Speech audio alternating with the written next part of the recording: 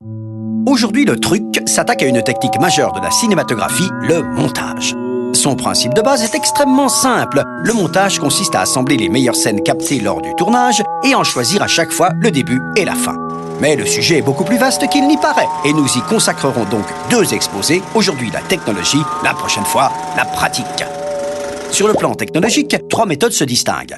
Le montage sur pellicule, le montage électronique linéaire et le montage électronique non linéaire, dit aussi montage virtuel. Le montage sur pellicule consiste à manipuler un tirage positif du matériel filmé, ce qu'on appelle des rushs. Cela peut représenter parfois plusieurs dizaines de kilomètres et la première étape consiste donc à dérusher, c'est-à-dire à sélectionner les plans retenus pour le montage. Muni de ciseaux, d'une colleuse et de rubans adhésifs, le monteur se livre alors à un véritable travail de confection, ce qui d'ailleurs dans certains pays machistes a provoqué une féminisation outrancière de cette profession. Ce montage, qu'on appelle la copie de travail, est ensuite conformé, c'est-à-dire reproduit sur le négatif du film, qui servira par la suite au tirage des positifs de projection. Avantage principal de cette méthode, la possibilité de visualiser à tout moment le résultat en projection. Principal désavantage, des manipulations fastidieuses, voire dangereuses.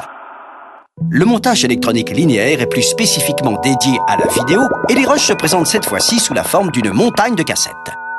Il consiste à utiliser 2 magnétoscopes dont l'un est lecteur et l'autre enregistreur. Le montage se fait en copiant les plans du lecteur vers l'enregistreur grâce à un éditeur électronique qui télécommande les appareils et permet de sélectionner le début et la fin, le in et le out sur chacune des cassettes. L'inconvénient majeur de cette méthode réside dans la linéarité de ces copies successives. En effet, si l'on souhaite déplacer un plan préalablement monté, il faut de nouveau recopier ce plan et tous les plans qui lui succédaient. Car il est impossible de découper la bande d'une cassette comme on peut le faire avec la pellicule. La technologie numérique a bien sûr révolutionné tout ça en permettant le montage non linéaire, dit aussi montage virtuel. Cette méthode nécessite d'abord la numérisation des rushs, c'est-à-dire leur transformation en données informatiques. Lorsqu'il s'agit de rushs vidéo, il suffit de brancher le magnétoscope sur l'ordinateur. Mais si les rushs sont sur pellicule, il faudra auparavant passer par un engin spécialisé, le télécinéma, sur lequel nous reviendrons une autre fois.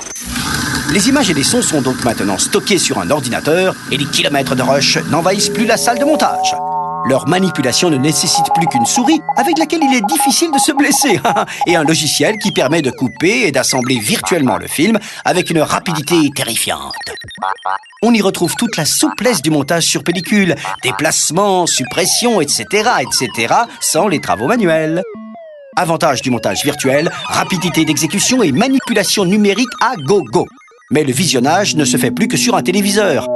Quant à la conformation, elle peut se faire en vidéo directement depuis l'ordinateur. Pour une conformation sur pellicule, le logiciel délivre gracieusement une liste de montage qui guidera ciseaux et colleuses. On récapitule. Le montage consiste à assembler des rushs en déterminant le début et la fin. 3 technologies se distinguent, le montage sur pellicule, dangereux, le montage électronique linéaire, laborieux, et le montage virtuel, prodigieux. À bientôt pour un nouveau truc.